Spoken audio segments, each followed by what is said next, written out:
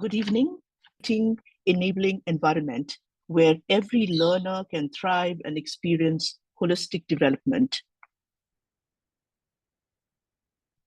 I'm Saroj Thapa from Pallavan Learning Systems, and I'm the moderator for today's webinar.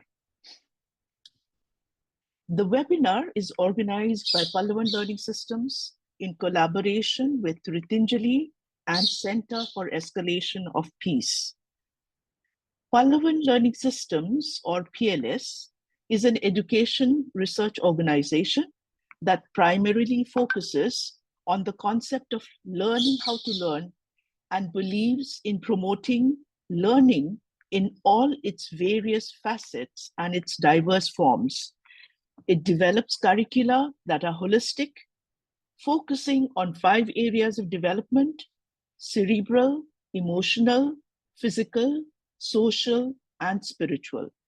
It also specializes in the professional development of educators who can use such curricula to encourage each learner to actualize their potential.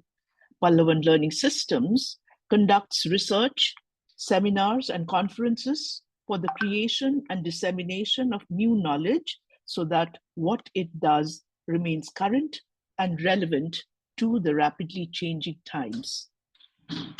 Ritinjali is an organization founded on the basis of respect for life, work, and dignity, empowerment through holistic education and skilling, and building community capacity and collective processes towards an inclusive society. Since 1995, Ritinjali has worked with marginalized groups, slum dwellers, jail inmates, poverty-stricken individuals, victims of war and natural disasters through educational and development-related activities. The Centre for Escalation of Peace, or CEP, seeks to create platforms and establish programs that lead to the free exchange of ideas across borders with a distinct focus on empowering young minds. CEP takes the view that peace does not refer to merely the absence of war. Peace cannot be taken for granted or merely sustained. Instead, peace needs to be escalated through various strategies and platforms. So, ladies and gentlemen, welcome to today's webinar, where we are looking specifically at the role of technology in promoting inclusivity and engaging communities. Today, education is rapidly evolving. It is moving beyond traditional classroom settings into dynamic, technology-driven ecosystems. Today, learning is no longer confined to textbooks and chalkboards. Instead, digital tools, inclusive teaching methodologies, and community-driven initiatives are reshaping the way knowledge is delivered and absorbed. The goal is to create adaptable, engaging, and inclusive learning experiences that support the holistic development of every learner, regardless of their background or abilities. So to take this conversation forward, I invite Jigme Nidup to share his thoughts on technology as a catalyst for learning and how to create enabling environment. But before that, let me just give a little introduction to Jigme. Jigme Tenzin Nidup, India, but he's the alumni from the Royal Academy, Bhutan. Jigme studied at the Royal Academy for 6 years before pursuing a degree in physics at St. Stephen's College, University of Delhi. He's deeply curious about the process of learning and believes that valuable lessons can be found in every experience.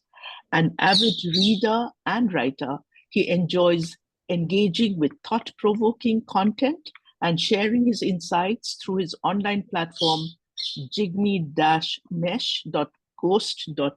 I hope I got that right. Yeah.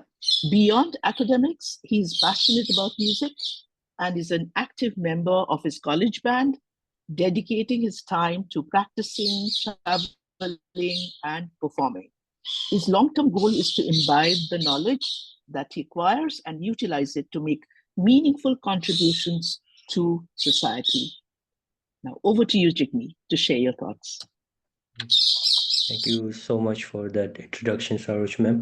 I must admit, however, that uh, even when we talked about you talked about me being an avid reader, but right now at the moment I haven't started with any of my books that I've considered reading for this year. So I must put it in my roadmap, and I must note it down, and I must keep myself a reminder. But this is what we're able to do now with technology as a catalyst for learning. We, as you have mentioned earlier, technology has revolutionized education. It has broken traditional barriers and has created environment where learning is more engaging, more accessible, and personalized. Whether through interactive platforms or through artificial intelligence, digital collaborations, you name it, technology has enabled students as well as educators to transcend physical limitations and explore knowledge in innovative ways. When we talk about enabling environment, we are talking about firstly accessibility and inclusion. What technology has done is that it has made education accessible for diverse learners. We have online courses, we have recorded lectures, we have digital libraries that ensures that anyone with an internet connection can learn at their own pace. We have the It has become so accessible and diverse that people with disabilities can even benefit from assistive technologies like screen readers and speech to text applications. We have interactive and personalized learning where the learning platforms that you use tailor content to an individual pace. And we have AI driven tools which modifies and which assesses your strengths and weaknesses, offering customized resources that enhances your comprehension. Me, I personally benefited from platforms like Coursera, where over the years I've been using this course to learn about music theory, to learn about astronomy, to learn about special theory of relativity, any physics content I was interested in, any musical notes I wanted to learn. I've been using Coursera, I've been using uh, Coursera and edX, where I choose to align my path and goals forward. Not only that, with the use of technology, I've been able to collaborate beyond just normal boundaries. When I talk about boundaries, I'm talking about digital tools that facilitate global cooperation between students and educators worldwide. You can have project works with someone in Europe, and you can learn with them. There are stories and instances about students collaborating with someone they've never met in their life, and they come together, they build something together to show something together. And these are things that you're able to do with technology right now. Where the process of enabling environment through technology comes in breaking these boundaries and having continuous improvements or so on.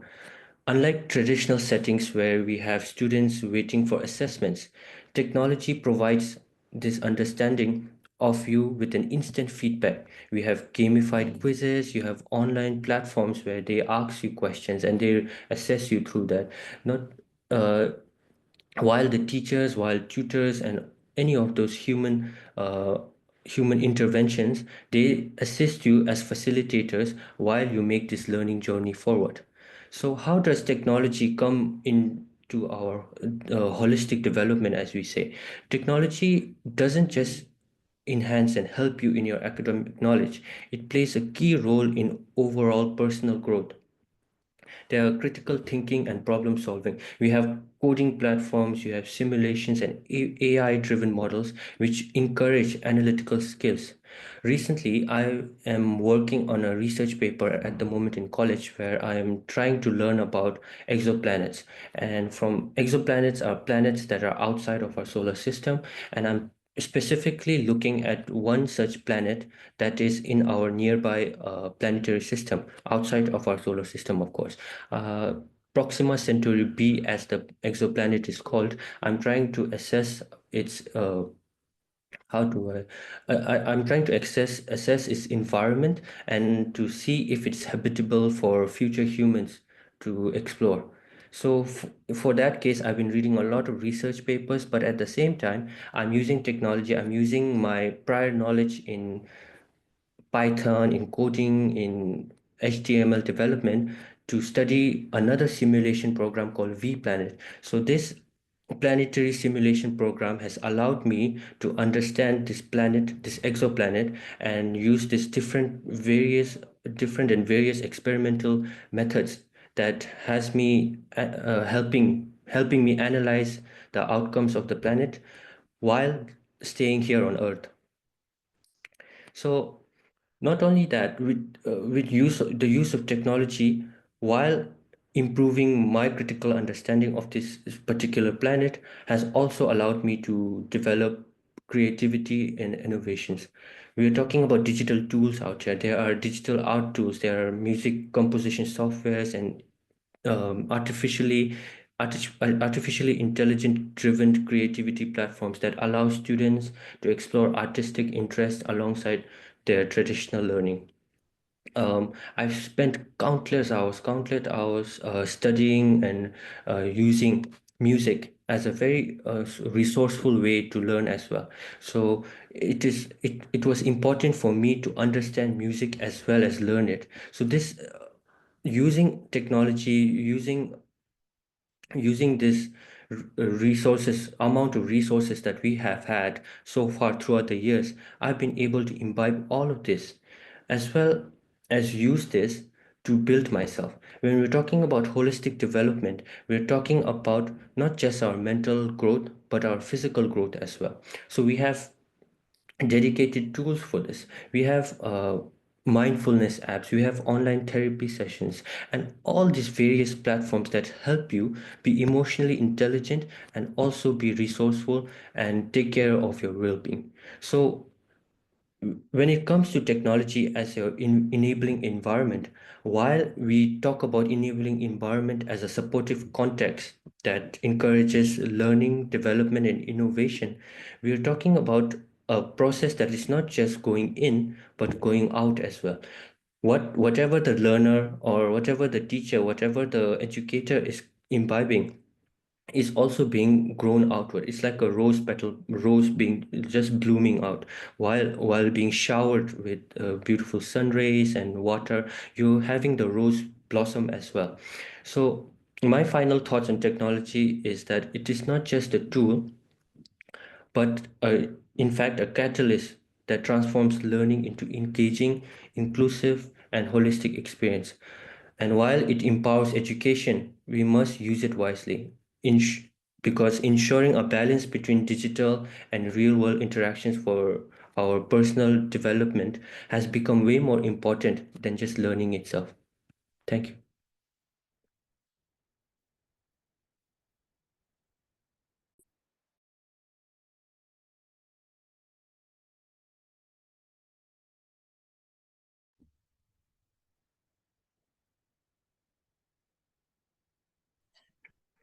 Thank you, Jigme. That was such a lovely, detailed account of how technology and pushing technology. So I love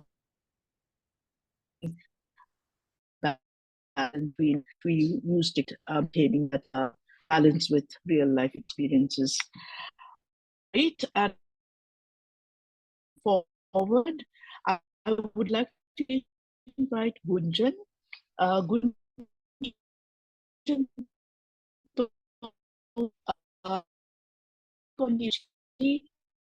just for for inclusive environment or inclusive goals.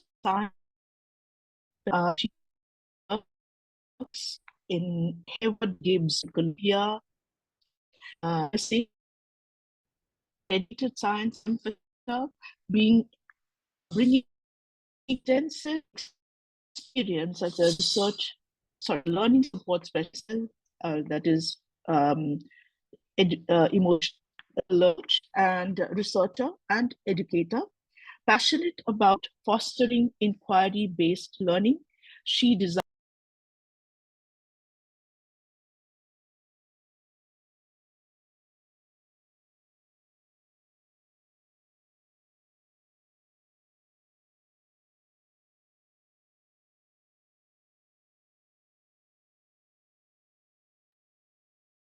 everyone. I think there is some, internet connectivity challenge at Saroj Bham's end. hear me? Yeah. Yeah. Can you hear me now? Yes, ma'am. Can you hear me?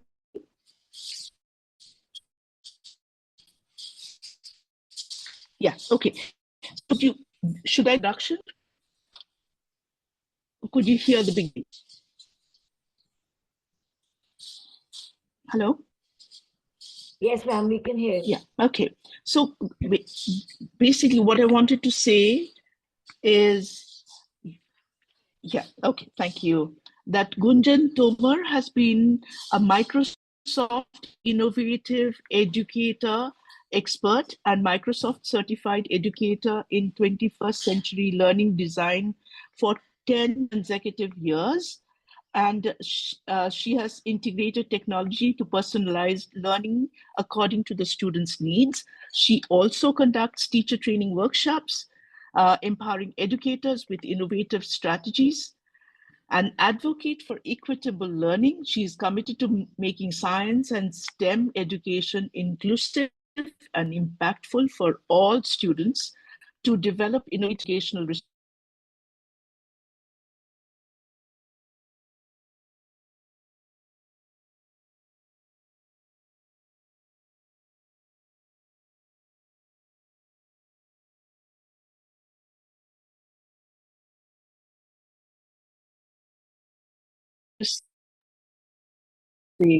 Over to you, Gunjan. Thank you, Saroj ma'am. A very good evening to everyone. As Saroj ma'am has already introduced me, simply working with Hello.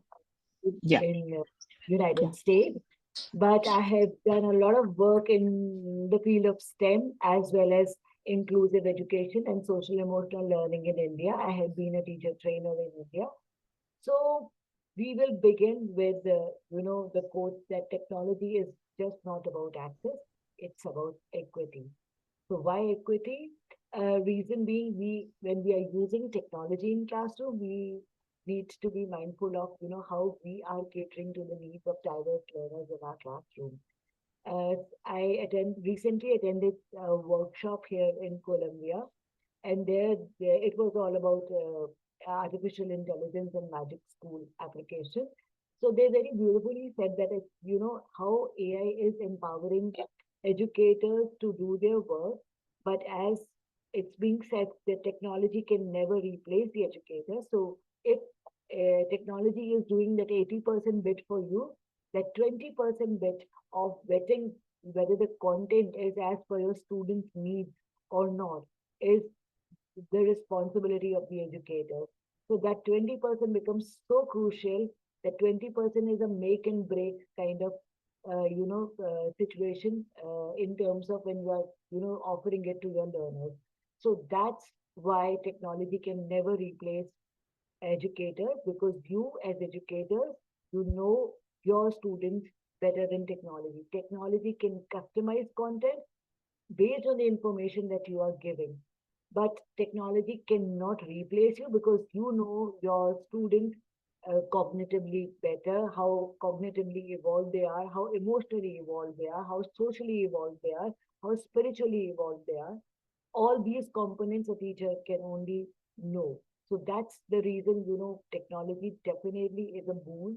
It definitely is an added advantage for the educators. But just that 20% bit of, how technology is helping us, how it is suiting to the needs of our students, how we are personalizing learning as per the students, and how technology is enabling us in giving us a data-driven content, and how we are optimizing on that data-driven content to work further on how to help our students learning needs based on the data that we receive through technology. So I have been using a lot of simple tools like, that there were students who were finding reading quite challenging in my classroom. These were not the students with dyslexia, but these were also students who had general learning gaps and whose reading ability was not as per the grade level. So they immensely benefited from the integrated tool of immersive reader. Immersive Reader is a tool that is integrated in all the platforms of Microsoft, may it be Microsoft Word, may it be Microsoft Bing, the Internet Explorer, anything and everything is integrated with Immersive Reader. And how does it benefit the learners? Because here, when I am talking about classroom learning in sciences or other subjects, I am not gauging students' reading skill, and I'm also enabling student to read and understand the concept. So what immersive reader does, it highlights every word that it reads. You can also adjust the pace of reading for as per your needs, as per the student's needs. So it's very simple tool. I have a writing challenge. I am a student with dysgraphia, but I'm also a student who for whom talking comes to me naturally, but writing doesn't come to me naturally. For that, we have very simple tools like dictation tool. I had used dictation tool immensely in my classroom. The student who could not write could dictate, and it was used to get typed for the students. So we were those really helped them boost their self-confidence in class.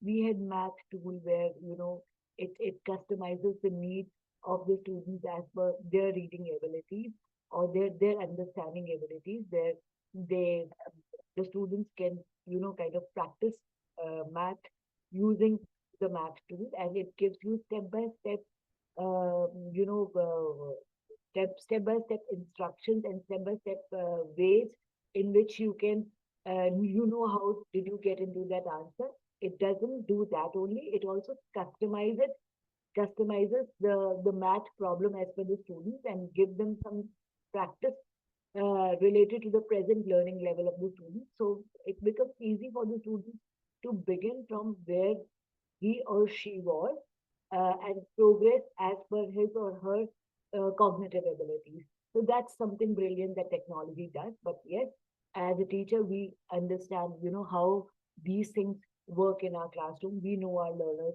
better than these.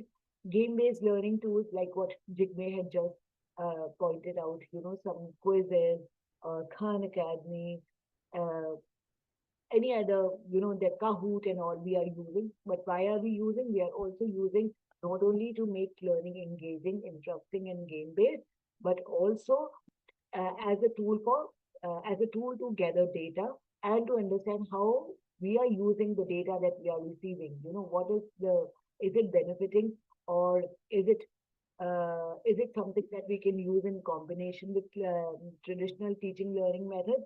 So all those need to be kept in mind when we are, talking about accessibility, and we are talking about inclusion using technology.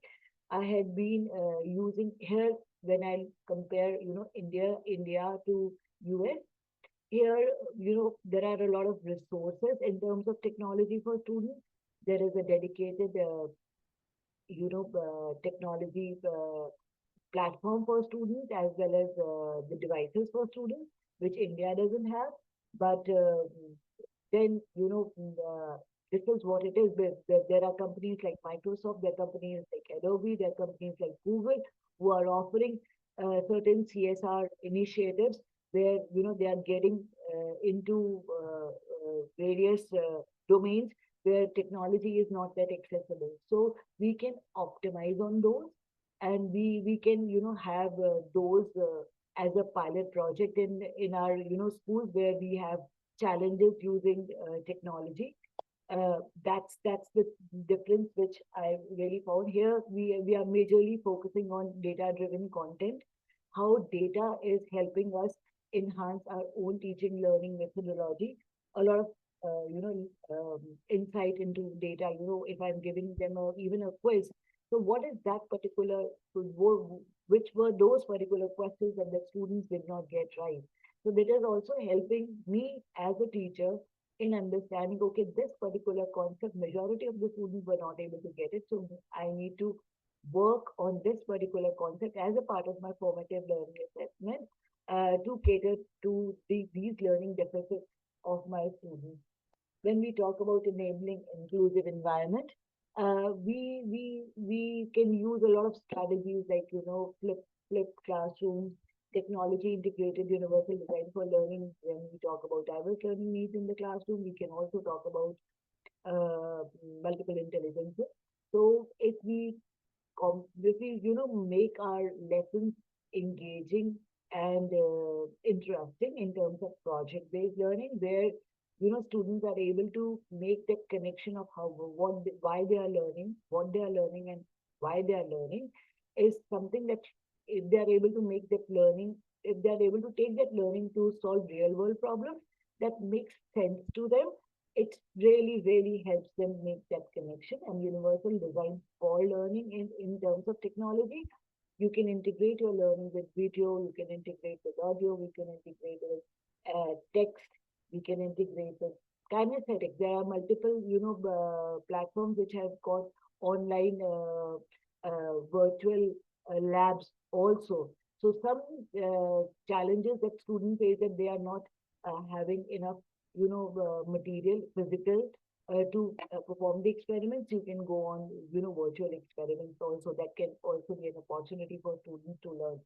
So I would like to say that it's up to us as educators how we use the technology. And as rightly said, technology can never replace the educator. So it's that 80-20 part, and 80% is being done by technology. The 20% aspect of learning, which heavily depends on educators. If we look into it to the best of our abilities, that can really help us customize the content of our teaching learning as per our students. And also not to forget the social emotional learning component, which is more important than teaching learning in class. So it's always the emotional and the connect and the relationship that we make with our students. A simple thing like how you are feeling and how do you think, what are the challenges. And most of the students will not come out and say, I'm not able to understand this concept. But definitely if they have technology in place and they have empathetic or a caring educator beside them, it really helps them to channelize their teaching learning, their learning environment in a positive way. Thank you so much.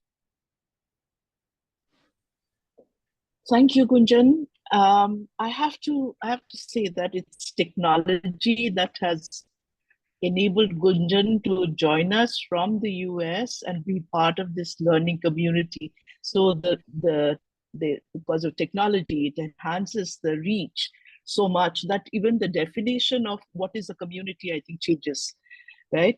So to talk about community and collaboration, I would like to invite Madhu. Madhu Maya Limbu. She is the Aesthetics and Technology domain head at the Druk Gyalpo's Institute, the Royal Academy in Bhutan. Welcome, Madhu. And she holds a master's degree in computer science and has been a tech teacher for over 10 years. Before transitioning into teaching, she worked as a system analyst for a year and a half, passionate about education. She constantly seeks innovative ways to integrate technology into learning experiences and the broader learning process. Thank you so much for being here, Madhu. over to you to share your views. Um, Can you hear me? Yes, yes, we can. Yes. Thank you for the introduction, ma'am. I'll start right away.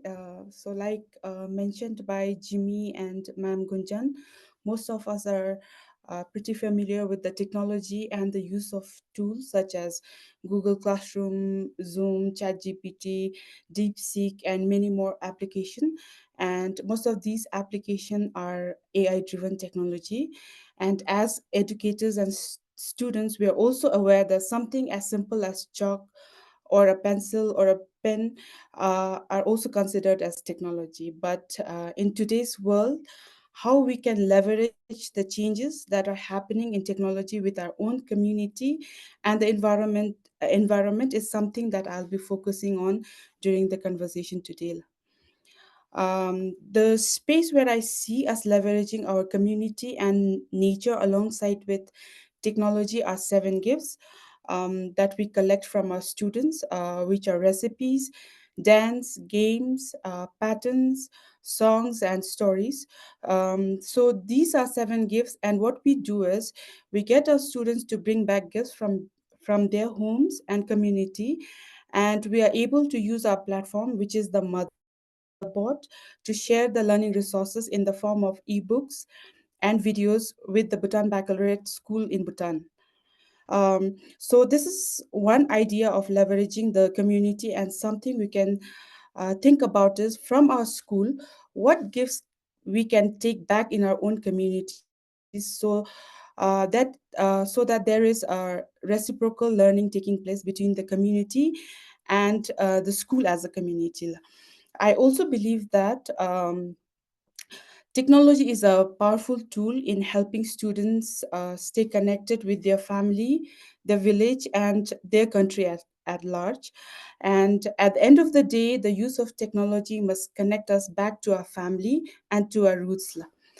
Uh, but more importantly, rather than just look at artificial intelligence, we can also see how technology can be augmented to benefit our lives and keep us connected to our roots.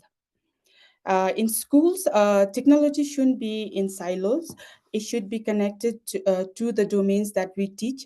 So whether it's Zonka domain, English, sports, we can use various AI-driven application that our audience are familiar with to ensure that we use it in our learning experiences as much as we can find to ensure that it is not just about learning, but there's actual learning. It's not about just teaching, but there's actual learning that's happening among our students and teacher in our schools. Um, when I speak about community engagement, I would also like to say that it's not just the school, home, or our village, but also the environment that we live in, which is nature around us. Technology in Bhutan Baccalaureate has always been aesthetic and technology. Why we have it together is to ensure the basic aspect of care for oneself, for our community, and for our environment. The underpinning philosophy is that we start with the idea of care. So there is a certain mindfulness with which we approach technology it can be overwhelming. And for us, AI is not just artificial intelligence, but augmented intelligence that can augment our learning in ways that are positive. So we all grow to become a constructive, contributory citizen in a just and harmonious society. Technology and AI cannot become disruptive to the fabric of a society, but instead it must enhance the connection to our roots. By saying that, I would also like to share how we at the Royal Academy are working towards living in coherence with nature and harmony with our community. So these are the basic. These are the principles of the Bhutan Baccalaureate, and it does shape everything that we do on our campus. Our programs and lesson plans are designed to create a deep connection with nature while ensuring active engagement with the community. And we also believe in learning beyond classroom, providing students with experiences that help them understand both the nature and their role in the society. I would like to talk about some of the projects that our students do at the Royal Academy. We have a students and teacher who are interested in astronomy. So these teachers and students, they host stargazing session to help student appreciate the vastness of the universe, and then help understand celestial movement. So these sessions are not just about science. They are also to foster a sense of wonder and reflection, and at the end of the day, appreciate the nature around them. And next we have radio telescope. So we use this radio telescope to detect and analyze radio waves from space. It's a very fascinating experiences. So we trying to bridge theoretical knowledge with the real world application. So also sparking this interest in our learner. So last year, a group of students along with teacher, what they did is they created a tactile map. Tactile map is designed to be read by touch. So it is for the visually impaired individual. So as part of our commitment to inclusivity, we developed a tactile map to support visually impaired individuals, and we shared it with the institute called Munseling Institute in Kalingla. And other thing is when our students and teacher go for the nature retreat, we ask them to document their experiences through videos. So these retreat provide the space for them to connect with the nature, and then reflect and develop ecological awareness. And another interesting thing that our students and teacher do is they do bird watching and photography. So this bird watching and photography allows students and teacher to explore biodiversity, learn to appreciate the beauty of local wildlife. It enhances their observation skill while also fostering artistic expressions. And another project is a video making project where students make resources for the teachers, and the teachers use these resources in their learning experiences. The concept can be anything from seven gifts to a concept of Fibonacci sequence. So students, they use this concept and make a video which is Bhutan centric, and then it is used by the teachers in their learning experiences. So at the DGI, so we are not just helping students to excel academically, we're also nurturing environmentally conscious and socially responsible individual who will later on go to contribute will later on contribute to their community. So through this initiative, we are also reinforcing the core value of Bhutan Baccalaureate and preparing students to be proactive global citizen. With that, I would like to end my thing. Thank you. Okay, thank you so much, Madhu. That was really, really nice to talk to really understand how many strategies that you are using to get the students engaged in this learning, learning, and also connecting with the community uh, using technology tools, right? And so I would now, I am getting a few questions here, but not as many as I would have liked. So I would request audience to post questions if you have in the chat so that we can take it up. But now I would like to have all the panelists together so that I can ask the questions which I have with me right now. So one is a question. I think it has been asked many times, but it remains very relevant even today, um, because what we have seen over the past few years or during the time of the pandemic and all that is that when we had to rely on technology for accessing education, we found that there were a lot of people who could not access technology, right? So because of the circumstances, because of their economic bandwidth, etc. So we've heard a lot about this digital divide. So how can we ensure, or what strategies can we think of to ensure that the marginalized communities have equal or equitable educational opportunities? So it's a question which is open to everybody. Who would like to go first? Okay, Kunjan, your hand is up. I worked in this field as a services action coordinator. So what we did was we worked on what is available to you as a technology. See, every institution is different in terms of its access to technology. So we do with what we have, and then we use the student community as well as teacher community to train the teachers of NGOs or schools in rural areas, or how they can optimize technology. We gave them a certain learning lessons of how to go about it, and students got the credit for those lessons as their community service projects.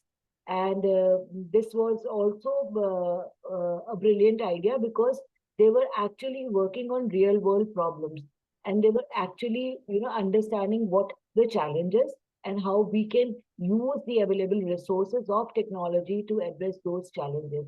So this not only was beneficial for the organizations that they were working on, but it was a kind of symbiotic thing. It also reflected on their resume. It also gave them an edge when they had to do their college applications. So it came up as a authentic learning experience where they benefited the community and community benefited from them. Yeah, thank you, Gunjan. I think your voice is much clearer when you speak closer to the mic. Yeah, thank you so much. Shall we go over to Madhu? Madhu, do you have something to add? Yes, I feel when it comes to digital divide, um, government policy plays a very crucial role. So if the policy says like, okay, the infrastructure should be distributed to all the schools, say in Bhutan, then it will be done. I mean, like in Bhutan, what the government is doing is we have iSharik. It's a 5-year ICT plan for Bhutan. So in this iSharik, what they do is they identify schools with less infrastructure, who has less IT teacher. So in this plan, it's plan for 5 year. In this plan, so they decide how can they improve the say infrastructure of technology, or say resources, be it teacher or resources for the students, training for the teachers. And while we were looking at the report of iSharing 2, we have seen that almost all uh, the Zongkak in Bhutan, there's the basic infrastructure of IT. So I feel the government policy makes a huge difference in bringing this gap, in bridging this gap. Okay, thank you. That is nice because Gunjan talked about how, as an educator, you can utilize what you have to the best of the ability and possibility. And then you talked about, Madhu, you talked about the government policies and how that can bring about a change. Jigme, you have something to add? Yes, so really this issue that has been that has stemmed the that has stemmed has and has become a global issue ever since COVID started. And this issue, while it has not been fully resolved, most of it, for what it's worth, most of the solution comes in the community itself. So the solution that I can think of at the moment is having a community learning centers.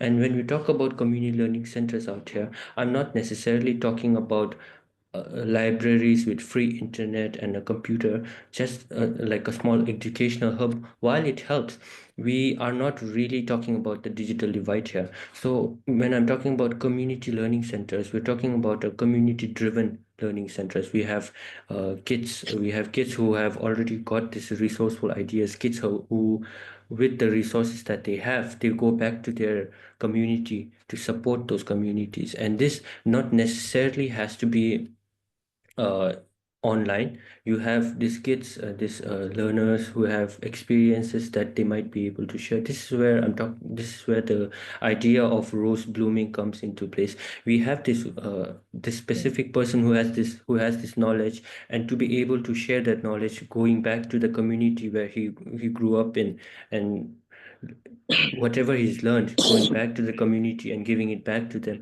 That I think is in small inclusions, like a small step forward for community inclusion and all this bridging the digital divide. Thank you so much. That's such a wonderful idea that you are also bringing the community together, and then the learners also giving back to the community. Yes, that's, I think, a very, very creative idea too. So we were talking about so many technological tools, but then there are so many teachers who have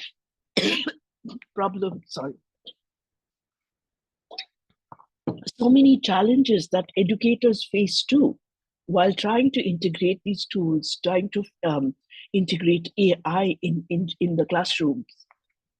So what are your thoughts on that? Because unless and until the teachers can integrate technology seamlessly in the classroom, I think these problems will continue to remain. Who would like to go first? Gunjan? So, AI and digital tools in teacher training. So, like, I feel like, like learners in the classroom, teachers are also at different level of their understanding of technology. So, like we do scaffolding for our students in classroom, similar scaffolding can be done for the teachers depending on their level of expertise. And we can use the school community. We know that, when in schools also we have some teachers who are very great with technology, some are not. So train the trainer kind of program can also help teachers learn from each other, not only boost the confidence of the teachers who already have that hold on technology, but also hand holding them, or also treating them as a community to take them forward, and who better than them can understand their needs. So instead of depending on some external resource, optimizing on what you have, and also certain tech policies, understanding of policies in terms of, to what level we are using artificial intelligence. Are we using authentic or validated resources? And how are we as teachers differentiating our teaching learning in terms of, the content that we are taking, so that we can also equip our students to be responsibly use that information, or that that learning experience from technology. So first we need to equip ourselves, and then only we can be able to equip others. And simple tools, usage of tools like with increased complexity can help all teachers understand what it is, and they can at least start the journey and then proceed at their own pace.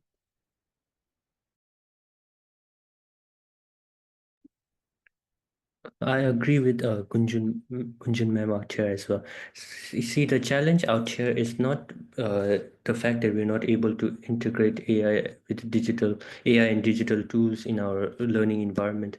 I think it's the lack of training and digital literacy out here. Many of the teachers are not really adequately trained to use AI-driven tools and all these platforms effectively, not because they're not sure about it. This technology is fairly new, and it is clearly right now it's at its infancy. ChatGPT, just OpenAI, DeepSeek just rolled out in the public space just about a few years ago, and DeepSeek just came a few months ago as well. So these technologies that we've been talking so far and we've been really focusing on is very new, and rolling it out in all the environments, in all kind of environments, and the difference, the level, the nuances of teaching methodologies that are present throughout the learning system is fairly new. And to be able to have that integrated, it's going to take a long time. And because of that, there are resistance to this change. We have educators that are hesitant to adopt this AI technology due to this unfamiliarity and the fear of them being replaced, which I don't think is the issue here. I don't think teachers are ever really going to be replaced by artificial intelligence. We have educators that are hesitant, and therefore they adopt policies where they are banning the use of AI in colleges and in education, in schools, in schools in general. I think that is a misstep. The the plan is not to you know, the plan is not to be not to resist this change and not to just totally ban these tools. I think if the school, even education, the institutions, everything, all the educators, whatever, whoever they are and whatever they do, they should rather accept it, but accept it in a way that it also enables the students use themselves, because AI is just to help them there. You use that help you get, and then uh, give yourself a result out here. For I can give you an example here regarding this. In my college, in my first year, and I think I've shared this story before as well. I was tasked, my professor tasked me to have a conversation with ChatGPT, and the conversation was about what you have been learning in class. And then I was talking to my friend ChatGPT over here about how I've been learning and how I've been what I was learning in class. And throughout that conversation, he wanted me to note down the conversation and uh, note it down and share it in the Google Drive and share my conversation I had. So clearly, in this conversation that I had, the teacher was not asking me to do something that ChatGPT can easily answer. If you can give the professor could have easily given me a set of questions that uses a set of formulas, and ChatGPT, you just plug the question in. The ChatGPT could have done that easily. Rather, he wanted me for that assignment to talk with ChatGPT and just come into a natural and a gradual understanding of a certain topic that he was teaching in class that time. So I believe in such ways possible, we are able to imbibe the technology, the resource, the level of resource, and the huge potential that it has. And later on, I do see massive, massive changes in the use of technology in the future when it comes to classrooms as well. Thank you, Jigme. I think, Madhu, you have something to add to this?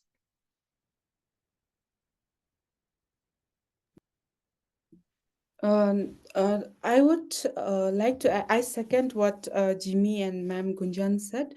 I just want to talk about the resistance that we get even with our own teacher. We have teachers who are resistant to the change. But I would want to talk about the technological mindset. It's very important for our learners, both our learners, teachers and students, to adopt this mindset. So where they learn, keep on learning. So learning should be lifelong. So this mindset, I feel, will help them adopt new technology and then make their learning experiences better. Thank you. That's sort of, it what Gunjan talked about and what Jigme talked about, what Madhu talked about, really, I think, adds up to the whole picture that we have technology, but we have people who are not so conversant to use those technology. But if you have a proper mindset and that you want to learn and that you want to keep exploring, like Jimmy said, that in the future there will be more and more such usage. There is also an interesting question in the chat, which talks about how much technology is too much technology. What do you think is a good balance? Did Gunjan's 80-20, was that a balance or? It was not a balance. It was like, 80% work is being done by technology, that 20% which that educators can only do, it was that. I think we need to decide as, us as individuals, how much is too much for us. If, my work is completely at that point of time, 1 hour of time is completely technology driven. So that 1 hour is very crucial for me. So I think we all have our own definition of what is too much. And certainly too much screen time, everybody is, there is a talk about too much screen time, and it's how we balance. So that's the reason everybody is talking about a balance between traditional method of learning as well as, integrating technology. Technology cannot be integrated mindlessly. Mindful integration of technology really helps. Yeah, totally. And there is one more question. What is the role of the parents? What do you think? What can be the role of parents and local organizations in integrating technology in community with community learning? Role of parents can be actually getting to know technology, because our generation, the young generation, learner generation, is a technology generation. And they know technology so well, and we are far behind them. So we don't even know that what they are doing, and within a click, whole thing goes and something else comes up. So technologically training or being acquainted with various, how technology works, or maybe something that they can aid their students, aid their own, children in learning, or just to keep a tab on how responsibly they are using technology, or also coaching them, or how, to what extent we should be using technology. It can be a use, and a very thin line between use and abuse. How technology, irresponsible use of technology, can lead into certain challenges that they might face. So that kind of education, I think if it is being given from schools as well as parent side, it will help students to use technology more responsibly and not mindless. Okay, there is one question I'd like to ask Jigme. If Jigme, you're game enough to take this. Do you have any tips to help children to learn machine learning? In our schools, we are at the stage of using traditional programming. We wish to convert basic programming into machine learning opportunities. Or Madhu, you have ideas?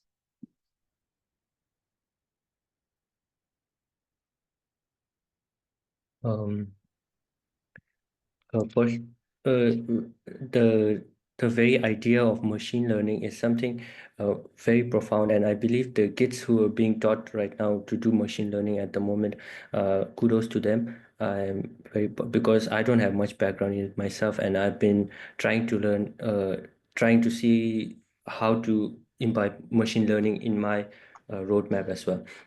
And the thing that I've been doing in college so far is I've been doing the very fundamentals of it. Right now, I'm trying to the binaries, the zeros and the ones, and trying to put that into a switch and making the LEDs turn on. That's the foundation that I have with machine learning right now. But when you want to, I think if you want to start machine learning, there's this wonderful books online, online courses that I've been talking about, something that I've been using myself as a student to learn various courses as well, apart from machine learning at the moment. But you can find online courses where the educator, the invigilators, I think in this case, the invigilators, the teachers will be the invigilators, and they can track the students who are learning using that online course. The teachers, they can track the students who want to start learning machine learning there, and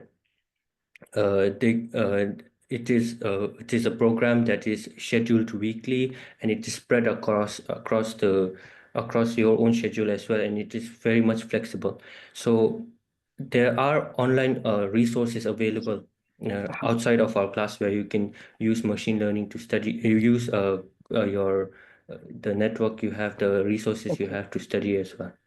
Okay, thank you, Jigme. And Madhu, please, your comments. And I think, unfortunately, we have to wind up. So Okay, you'll be the the last. traditional, to learn machine learning, the traditional programming is very, very important. You should have a very strong foundation on your basic, say, Python programming. If you have a very strong foundation on this fundamental programming, you are able to, like, you can add Panda, then you can add NumPy to, like, these are the libraries that you can add to. And then there's various things, supervised, unsupervised, how to recognize emotions, how to recognize handwriting. So in order to learn machine learning, this traditional, so-called traditional programming is very, very important. So your foundation needs to be very, very strong. Once your foundation is very strong, you have thousands of tutorial online that you can use and make a project on your own. So again, technological mindset is very important. Thank you. Yeah. Okay. Thank you so much. There are a lot of questions, a lot of interesting questions coming up now. I'm so sorry we've run out of time, but we will keep track of these questions. And unfortunately, so we have to wind up. I think I'm speaking on behalf of everybody that this has been a wonderful, enriching experience, and it has personally helped me understand various variety of technological tools that are available for educators and learners, and also so many strategies that you all have shared on how to make learning inclusive as well as how to continue learning, right? So I'd like to thank all our team members at PLS, Ritinjali and CEP, who helped in organizing the webinar and ensuring that the entire process was seamless. When there was Wi-Fi problem, I guess it's nobody's fault, but unfortunately that's what happened. But please find the links in the chat box to connect with us and to know more about our work. I would like to thank our panelists for a very illuminating discussion and for their valuable insights and enthusiastic participation. And thank you so much to everybody, the audience, for listening in, for posing questions, for engaging in discussions, and adding questions which added more depth to the discussion. So your participation indeed helped make this webinar more successful. And thank you for your attendance and participation. I hope you learned as much as we did. Thank you. Thank you all. Thank you, everyone.